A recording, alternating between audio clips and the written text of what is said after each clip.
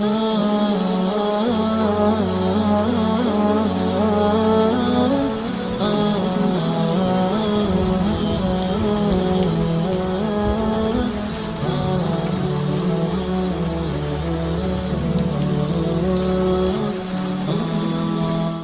جس کتاب کا تعارف آپ کی خدمت میں پیش کریں گے انتہائی مشہور و معروف کتاب ہے، کتاب کافی، کتاب الکافی، جو کہ ثقۃ الاسلام محمد بن یعقوب بن اسحاق کلینی، محمد بن یعقوب بن اسحاق کلینی کی تصنیف کردہ یہ کتاب ہے، جن کی کنیت ابو جعفر ہے اور جو معروف ہیں کلینی کے نام سے۔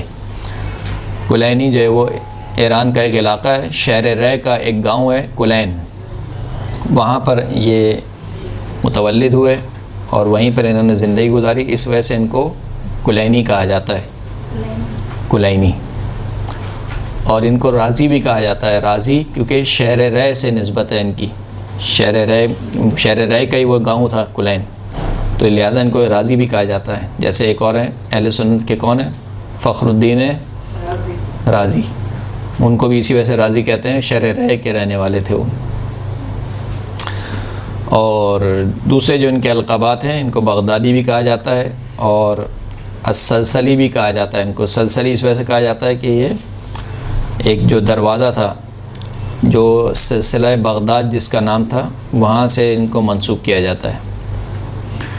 اور ان کے جو مشہور القاب ہیں، ان میں سے جو مشہور ترین لقب ہے رئیس المحدثین اور ثقۃ الاسلام، سب سے مشہور لقب ان کا ثقۃ الاسلام ہے۔ ثقۃ الاسلام یعنی اسلام کے معاملے میں مورد اعتماد شخصیت، ثقۃ الاسلام محمد بن یعقوب بن اسحاق کلینی۔ ان کی ولادت کب ہوئی ہے اس بارے میں جو ہے وہ معلوم نہیں ہے، تاریخ میں کوئی ایسی ہمیں نقل نہیں ملتی کہ جس میں بیان کیا گیا ہو کہ ان کی تاریخ پیدائش کیا ہے۔ البتہ تاریخ وفات کے بارے میں کہتے ہیں کہ سن 329 ہجری میں ان کی وفات ہوئی، اور ان کی جو وفات ہوئی تھی وہ شہر بغداد میں جو باب کوفہ ہے وہاں پر ان کی وفات ہوئی تھی، وہیں پر ان کو دفنایا گیا، اور وہیں پر ان کا مقبرہ بھی آج بھی وہیں پر ان کا مقبرہ موجود ہے شہر بغداد میں۔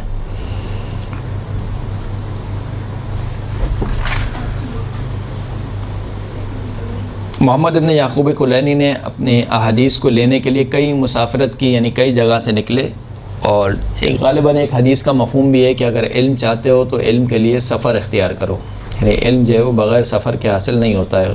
کوئی ایک ایسی حدیث تھی میرے ذہن میں آ رہی، مفہوم موجود ہے لیکن بہرحال تو انہوں نے کافی سفر کیے، شہر رے سے انہوں نے سفر کیا، مثال کے طور پر خود شہر رے میں کافی علماء سے استفادہ کیا انہوں نے، پھر اس کے بعد چلے گئے قم، اور قم میں کافی علماء سے انہوں نے حدیث کو اخذ کیا، احادیث کو لیا۔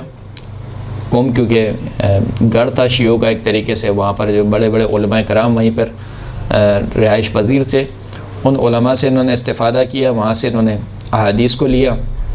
پھر اس کے بعد یہ عراق چلے گئے، بغداد میں کچھ عرصہ رہے، اور پھر بغداد سے کچھ عرصہ کوفے چلے گئے۔ کوفے میں جو ہے وہ کئی ایک بزرگ علماء سے انہوں نے کسب فیض کیا، جیسے کہ ابی العباس رزاز کوفی اور حمید بن زیاد کوفی، یہ دو نام جو مشہور نام ہیں گے، ان سے انہوں نے روایتوں کو لیا، اور آخر میں انہوں نے ایک سفر جو ہے وہ شام کا جو شہر ہے بعلبکہ، وہاں پر بھی انہوں نے سفر کیا۔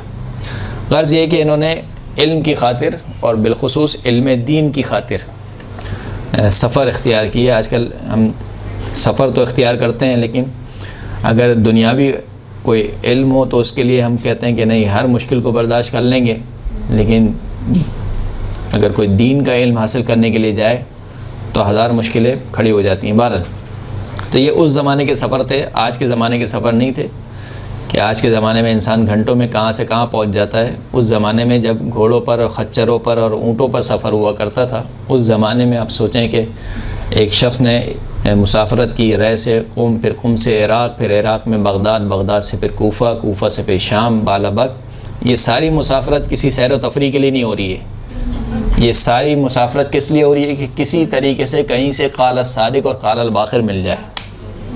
احادیث کو جمع کرنے کے لیے مسافرت کی انہوں نے۔ بزرگ علماء میں ان کا شمار ہوتا ہے. ان کی جو خود کتاب کافی ہے وہ یعنی مکتب تشیع میں جو درجہ اول کی کتاب شمار کی جاتی ہے. فقہ عظام میں بھی جو کتب اربع ہیں، کتب اربع میں بھی جو اول درجے کی کتاب الکافی ہے. کئی ایک اساتذہ کرام سے انہوں نے کسب فیض کیا کہ جن میں جو مشہور نام ہے احمد بن ادریس قمی، محمد بن جعفر ابن عون اسدی، عبداللہ بن جعفر حمیری، علی ابن ابراہیم ابن ہاشم، علی ابن محمد ابن عبداللہ ابوالقاسم ماجلوی، علی ابن محمد ابن علان الکلینی، محمد ابن حسن الصفار. یہ کون ہے؟ محمد ابن حسن الصفار کتاب بصائر کے مؤلف ہیں. محمد بن حسن الصفار، احمد بن محمد بن سعید بن عقدہ، محمد بن یحییٰ العطار، احمد بن عبداللہ برقی. ان کی کتاب کون سی ہے؟ پڑھ چکے ہم لوگ، محاسن برقی. محاسن برقی، احمد بن عبداللہ برقی. سعد بن عبداللہ اشعری، محمد بن اسماعیل بندقی اور بندقی نشابوری. یہ تمام افراد ہیں. یعنی ظاہر سی بات ہے ہم ان سے آشنا نہیں ہیں، لیکن جو علماء و فقہ و عظام ہیں ان کے نزدیک یہ اسے کہنا چاہیے روشن چہرے ہیں مکتب تشیع کے، کہ جن سے انہوں نے کسب فیض کیا. کتاب کافی کے علاوہ ان کی اور کتابیں بھی ہیں جو نجاشی کے، علامہ نجاشی کے مطابق مثال کے طور پر الرد علی القرامطہ. قرامطہ کون ہے؟ قرامطہ اسماعیلیہ کا ایک فرقہ ہے. اسماعیلی جو ہیں گے ابھی، اسماعیلیہ کا ایک فرقہ ہے قرامطہ. ان کے رد پر انہوں نے ایک کتاب لکھی ہے. اسی طریقے سے کتاب رسائل الائمہ، کتاب رؤیت تعبیر الرؤیا، کتاب الرجال، کتاب ما قیل فی الائمہ من الشعر. یہ کتابیں بھی ان سے منسوب ہیں کہ یہ کتابیں انہوں نے لکھی ہیں.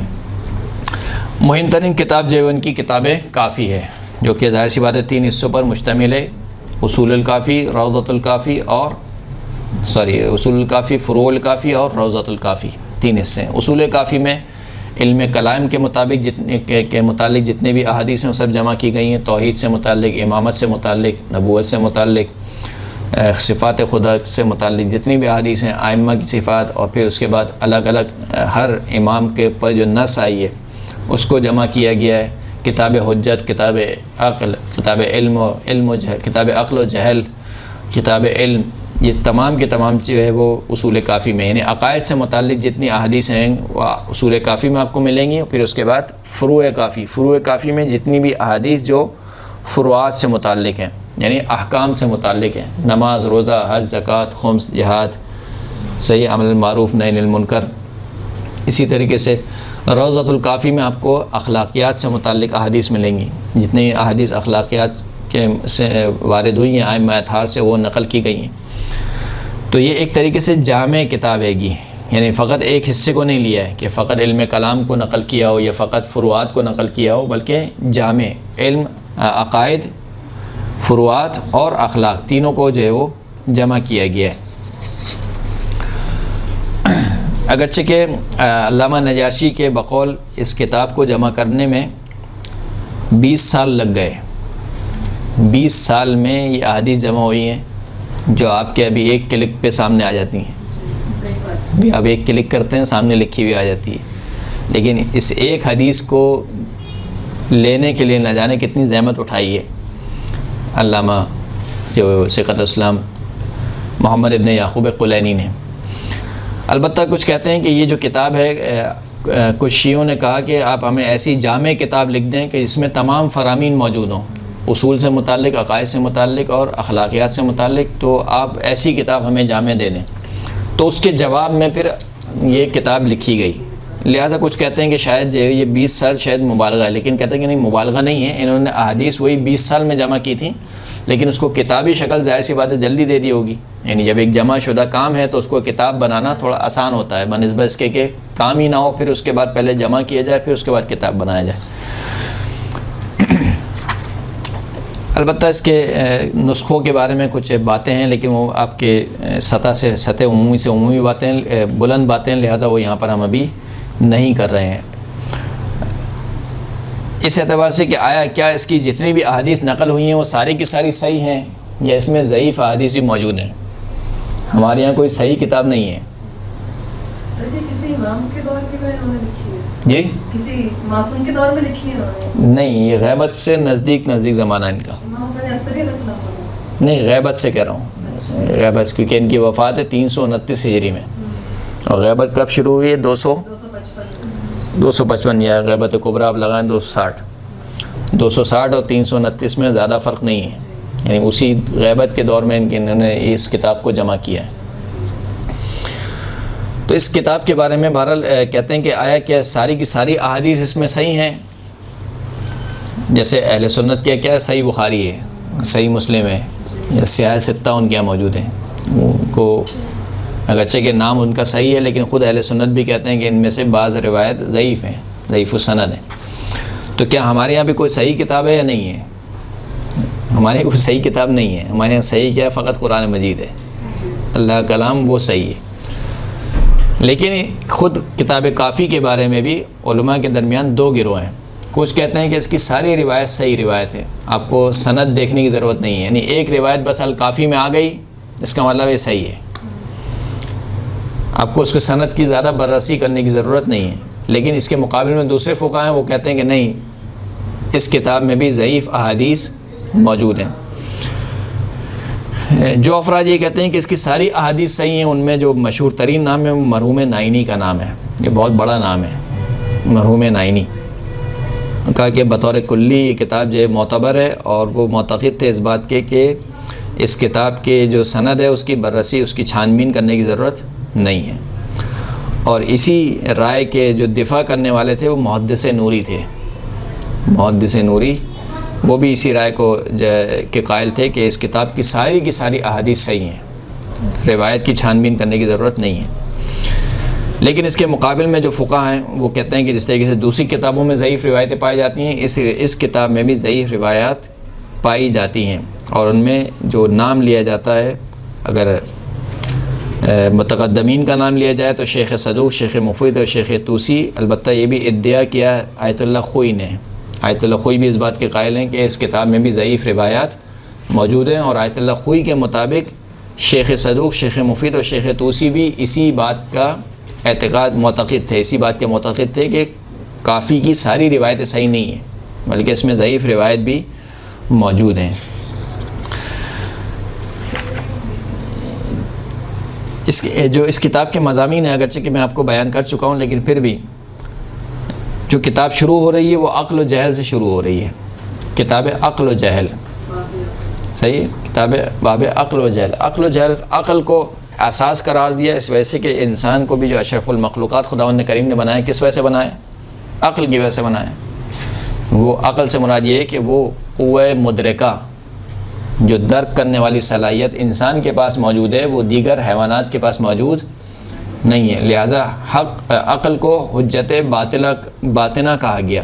ایک ہے حجت ظاہری. حجت ظاہری کون ہے؟ انبیاء علیہ السلام ہے، ائمہ علیہ السلام ہے. اور حجت باطنی کس کو قرار دیا؟ عقل کو قرار دیا. البتہ یہاں پر افراد و تفریط نہیں ہونی چاہیے.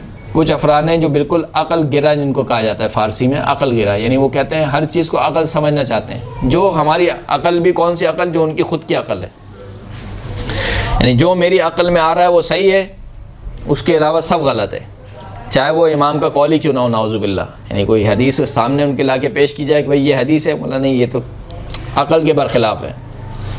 تو یہ کوئی عقلی، یعنی یہ عقل جو ہے وہ حجت نہیں ہے. عقل سے مراد وہ عقل سلیم جو خداوند کریم نے ہر ایک کو عطا کی ہے. جو عقل یہ فیصلہ کرتی ہے کہ یقیناً اس کائنات کو کوئی خالق ہے، کوئی مالک ہے جس نے ہمیں خلق کیا ہے، اور جب اس نے خلق کیا ہے تو یقیناً اس نے ہماری کوئی ہدایت کا بھی انتظام کیا ہوگا. اور جب اس نے کوئی ہدایت کا انتظام کیا ہے تو وہی عقل یہ فیصلہ کرتی ہے کہ اس ہادی کو ڈھونڈا جائے کہ وہ ہادی کون ہے کہ جو ہماری ہدایت کرے گا. یہ عقل سلیم ہے. اس عقل سلیم کی بنیاد پر یہ عقل ہر چیز کو درک نہیں کر سکتی ہے. اصلاً مسائل کو تو درک کر ہی نہیں سکتی ہے.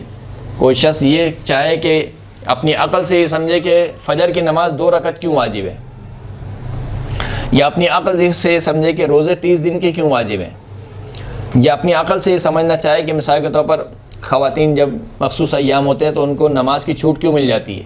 یعنی کوئی مرد کہے کہ ہم مثال کے طور پر نمازیں پڑھیں پورے سال اور ان کو چھوٹ مل جائے، یا دیگر اور احکامات مثال کے طور پر. تو احکامات کے بارے میں تو عقل بالکل بھی درک کرنے سے قاصر ہے، اور دوسری جانب سے یہ کہ جو عقل ہمیں دی گئی ہے وہ ہم سب کے سب ناقص العقل ہیں، کسی کی بھی ہماری عقل جو ہے وہ کامل نہیں ہے۔ تیسری جانب سے ہماری عقل خطا کا شکار ہوتی ہے، اشتباہ کا شکار ہوتی ہے، کتنے ہم فیصلے غلط کرتے ہیں، کتنے وہ عقلی تحقیقات ہیں جو اب غلط ثابت ہو رہی ہیں۔ پہلے کیا کہتے تھے؟ زمین کس کے گرد گھومتی ہے؟ سورج کے گرد، یہ سورج زمین کے گرد، بہرحال پہلے جو بھی کہتے تھے، اب اس کے برعکس کہتے ہیں۔ یعنی اگر پہلے کہتے تھے کہ سورج زمین کے گرد گھومتا ہے، کہتے نہیں اب ایسا نہیں ہے، بلکہ زمین سورج کے گرد گھومتی ہے، تو اس کا مطلب ہے کہ عقل اشتباہ کرتی ہے، اشتباہ کا شکار ہے۔ لہٰذا عقل کو ایک پشت پناہی چاہیے، کس کی طرف سے چاہیے پشت پناہی؟ خداوند کریم کی جانب سے، وحی الہی سے متصل ہو، تب جا کے یہ عقل پوری کامل ہوگی، ورنہ تو یہ عقل کامل نہیں ہوگی۔ آپ لوگ گھڑیاں دیکھ رہے ہیں، اس کا مطلب ٹائم ہو گیا ہے۔ اچھا 6:15 بجے۔ خوب، تو مہم ترین جو اس کا باب ہے وہ کتاب عقل و جہل ہے، اور کتاب عقل و جہل کے بعد پھر اس کے بعد جو مہم ترین باب ہے، میرے خیال سے کتاب علم ہے، باب علم ہے شاید، علم اور عالم کی فضیلت وغیرہ اور علم کے آداب ہیں، اور پھر اس کے بعد کیا ہے؟ کتاب حجت ہے اور کتاب توحید ہے۔ کتاب توحید ایک مفصل باب ہے کتاب کافی کا، جو علامہ شیخ الاسلام محمد بن یعقوب قلانی نے گفتگو کی، ہر حوالے سے، خدا کی ذات کے حوالے سے، خدا کی صفات کے حوالے سے، صفات فعلی کے اعتبار سے، صفات ذاتی کے اعتبار سے ایک مفصل ترین باب ہے گا۔ اور پھر اس کے بعد کتاب حجت آتی ہے۔ کتاب حجت، لزوم حجت، حجت زمین حجت خدا سے خالی نہیں رہ سکتی ہے، یہ سب تمام باتیں اس میں، یعنی تمام کے متعلق احادیث کو نقل کیا گیا۔ اور پھر اس کے بعد کتاب توحید جہاں پر ختم ہوتا ہے، وہاں پر مولا کائنات امیر المؤمنین علی بن ابی طالب علیہ الصلوۃ والسلام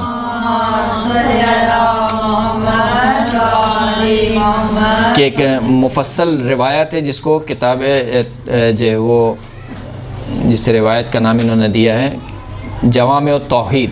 جوامع التوحید ایک مفصل خطبہ ہے مولا کائنات کا، اور اس خطبے کے انتہائی لطیف نکات کو علامہ کلینی نے، شیخ الاسلام کلینی نے بیان کیا ہے۔ صفات الہی کو، صفات خداوند کریم کو مفصل طور پر بیان کیا گیا، اور بہت سے وہ صفات جلال اور صفات کمال کو بیان کیا گیا۔ اب تو دروازہ بھی کھٹکھٹانے لگے تو اچھا صحیح۔